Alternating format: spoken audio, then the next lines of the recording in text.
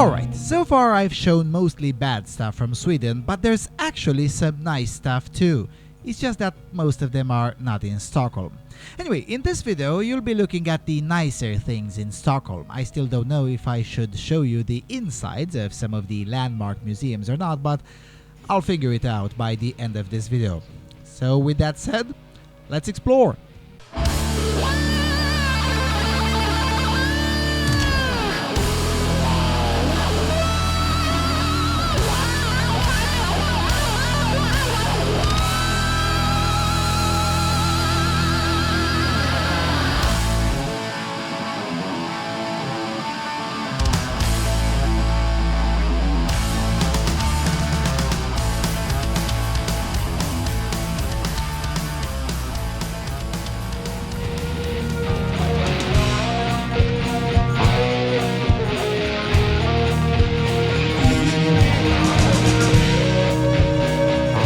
Hello everyone and welcome to the Freedom Alternative.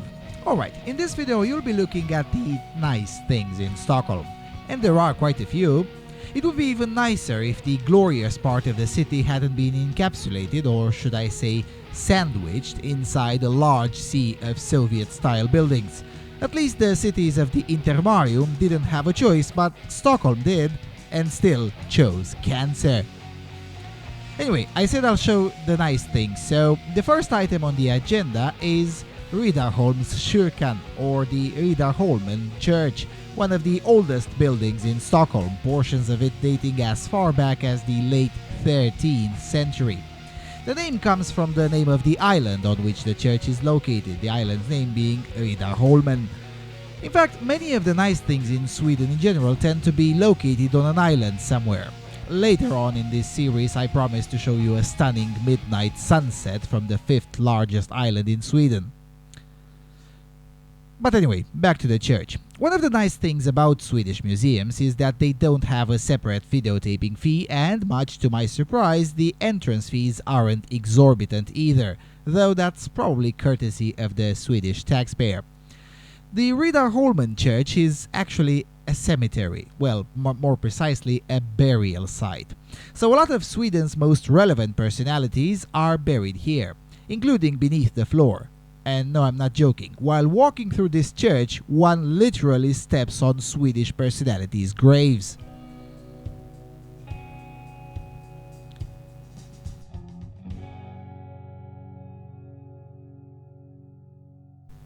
Although it was supposed to be a burial site for Swedish monarchs, the church contains the remains of several military men and other non-monarchic personalities. For instance, this is the site of Lennart Torstensson, deceased on April the 7th, 1651, as the coffin says. Lennart Torstensson was a Swedish field marshal and a military engineer who increased the size of Sweden, being the commander who conquered the most provinces in the entire Swedish history. Or as Swedish academics would say today, he was a white cishet imperialist male. Due to his immense service to Sweden, his widow petitioned the royal court for permission to build a chapel inside the church, a permission which was granted, so now basically a portion of the church is the Torstensson Chapel. Another purpose of this church is to display the names and the coat of arms of all the recipients of Kungliga Serafimerorden, or the Royal Order of the Seraphim, which is a Swedish order of chivalry created by King Frederick I in 1748. This is another glorious part of Sweden that has been quote-unquote reformed during the extreme communist period. In 1975, the parliament made the order for foreign heads of state only and dropped any requirement for it. So now every leader from every country that happened to visit the Swedish royal family became a knight under this order. That's how you have communist criminals like Nelson Mandela having gotten this order. When a knight of the order dies, his coat of arms is hung in the church, and when the funeral takes place, the church's bells are supposed to ring without pause from 12 p.m. to 1 p.m. Now, we didn't catch that, but the coat of arms of the 9th president of Finland, Mauno Henrik Koivisto, was hung as he had recently died.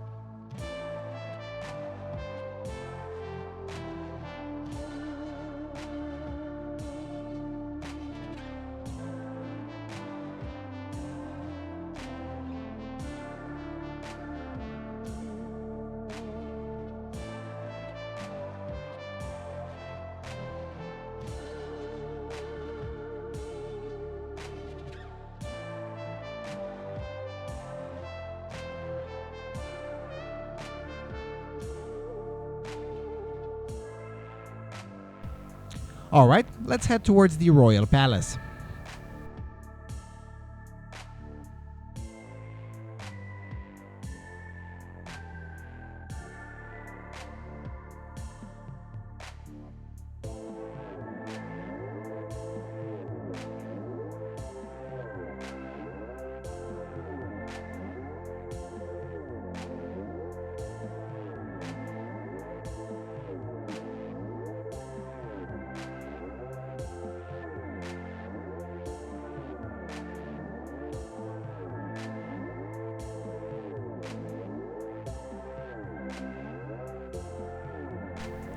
Now, catching the changing of the guard or the royal guard ceremony is not so easy, and quite frankly, we didn't even bother to try. The reason? Asian tourists. No, seriously, Asian tourists are everywhere, with big selfie sticks, ill manners, and no sense of awareness. Anyway, the point is that if you want to videotape anything in the tourist areas, make sure you run counter to where the Asian tourists go. That is, if you want decent footage. The Royal Palace itself is, administratively speaking, split into 5 museums: the Royal Apartments, the Museum of Antiquities, the Treasury, the Tre Kronor Museum, and the Royal Armoury, the latter being completely free to visit. Now, I could take you through all of them in great detail, but as I said, huge numbers of tourists, mostly Asian with a guide and improper manners, made videotaping difficult. But anyway, I'll try.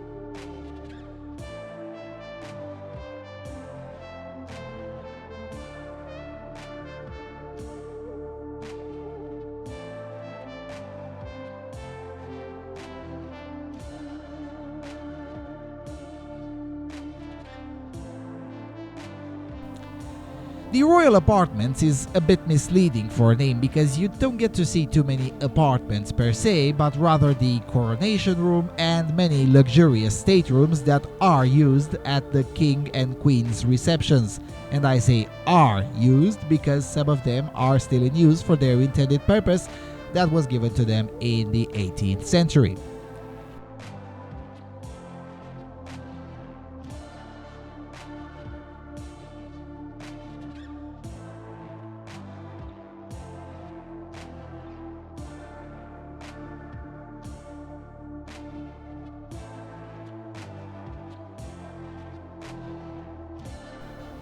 The place is owned by the Swedish state, and there is an agency called Stockholm, or the Office of the Governor of the Royal Palaces, which manages the royal right of disposition of this palace.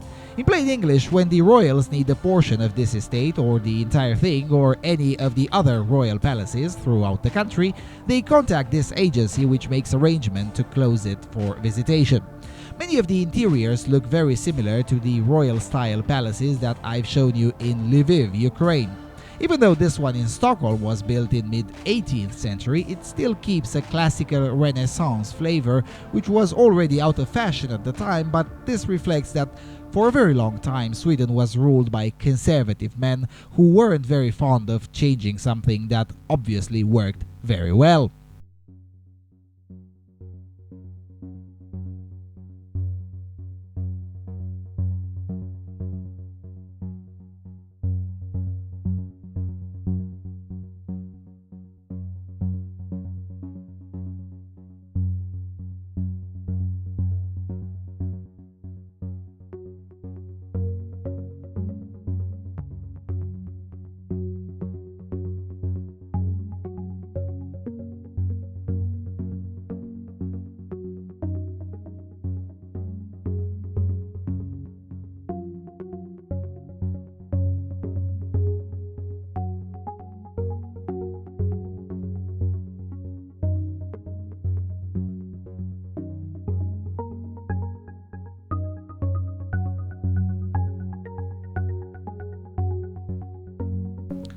Some portions of the palace are still under renovations under a project started in 2014 and said to last 22 years. But the impressive part of these quarters comes with the mural paintings on the ceiling. This is something one doesn't get to see every day.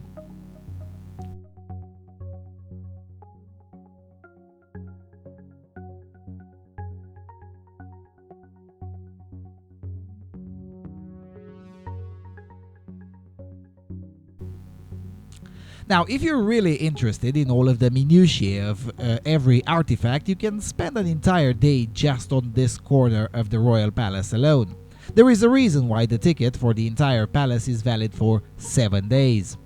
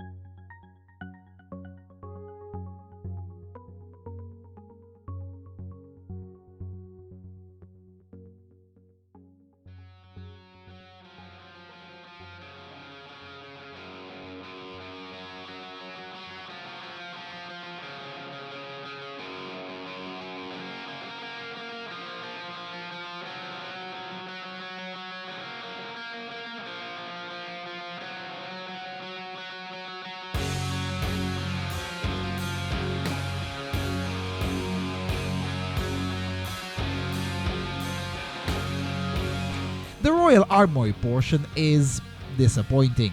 For a country with such an impressive and long military history, the Royal Armoury doesn't live up to the expectations.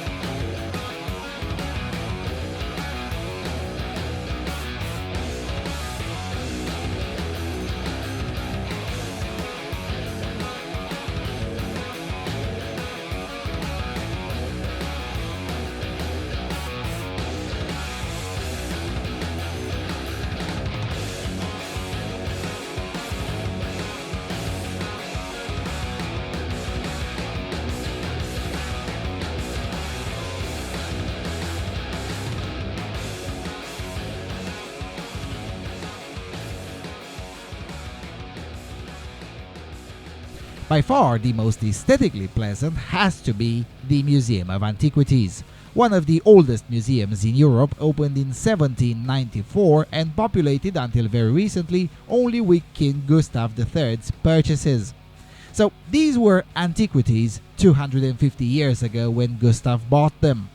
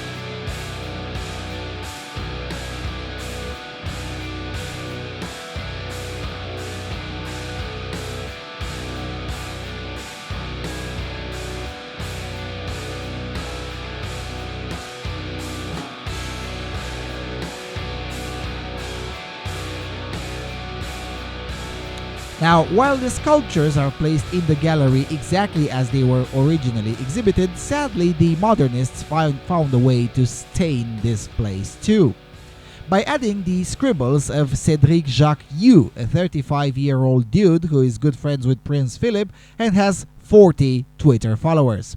No one could give me a reasonable explanation on how exactly is one of the oldest museums in Europe enriched with this gentleman's drawings, which are not even about Sweden but about towns in Sicily. Now, nothing against Sicily, but again, why put them there? And the tableau is completed with the even uglier scribbles of Assar Tallinger, a chap born in 1991 that has a smaller list of accomplishments than I do. And I'm a nobody from YouTube. Seriously, Sweden, why do you hate yourself so much?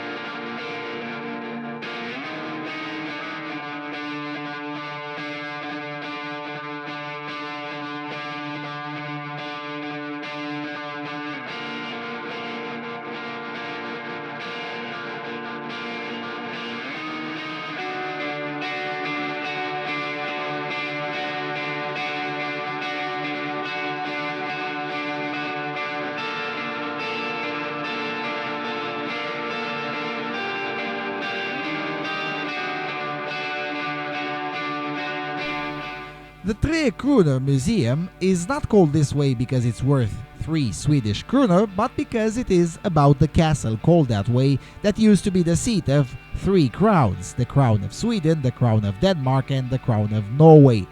The castle itself burned down in 1697 along with most of Sweden's National Library and Royal Archives, which made Sweden's pre-1697 history very hard to document. Attempts to rebuild the castle have been made throughout the centuries, but it was never made great again.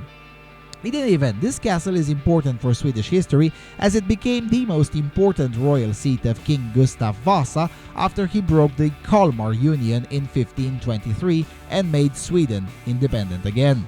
The Kalmar Union was a sort of European Union, but for Nordic states. It included Denmark, Sweden, portions of modern-day Finland, Norway, Iceland, and Greenland. The states were legally sovereign and independent, but in practice they were under the power of the monarch and his friends, the 15th century version of the European Commission basically. Too bad that King Gustav was then more of a Jeremy Corbyn. Hardly worked to raise taxes, curtail property rights, bash the church, nationalize the church's assets, and many other, well, let's call them dick moves. Of course, this is Sweden we're talking about, so this guy was actually popular and is still called the father of the nation. So there's that.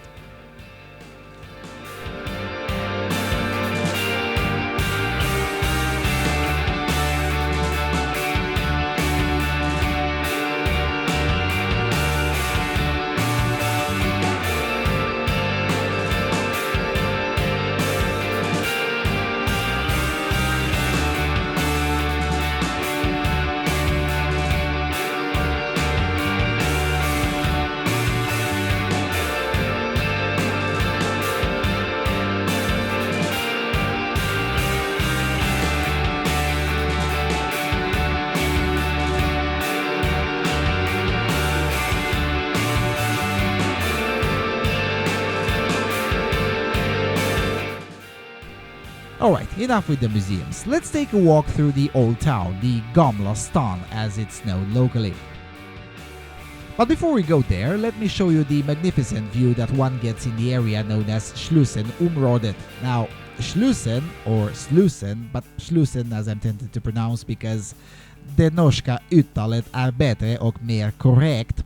Anyway, Slusen means sluice or lock and refers to the series of locks between Lake Mälaren and the Baltic Sea, which allow passage between these two bodies of water of different levels.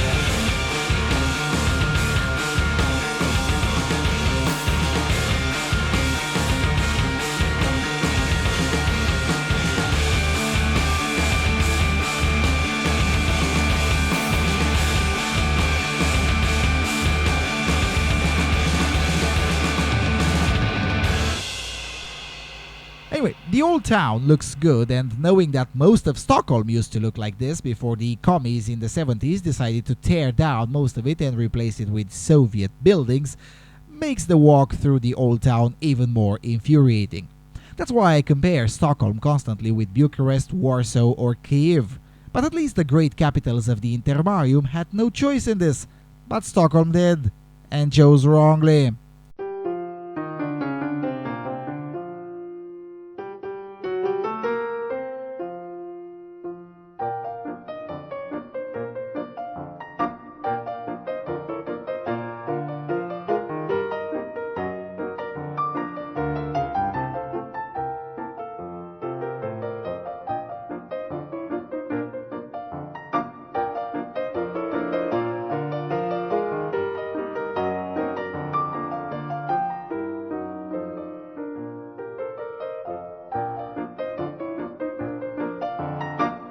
Anyway, perhaps the biggest attraction in the old town is Morten Trutsig's Grand, or the ally of Morten Trutsig, connecting Järntorget, or the Iron Square, and Västerlånggatan with Prästgatan, or the Priest Street.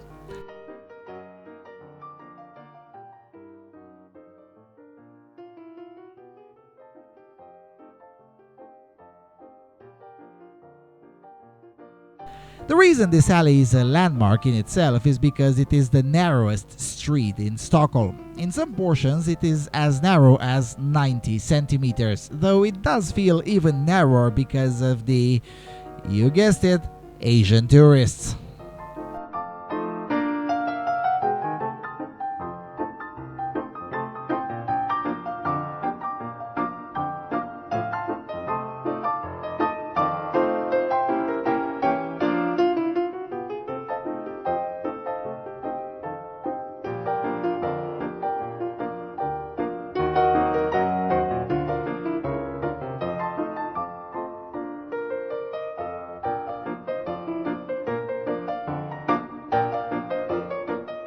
One more thing that I need to mention is that up until the 1990s, most statesmen of Sweden used to live here, though some important political figures still do live in this area, which is one of the most expensive areas in Europe.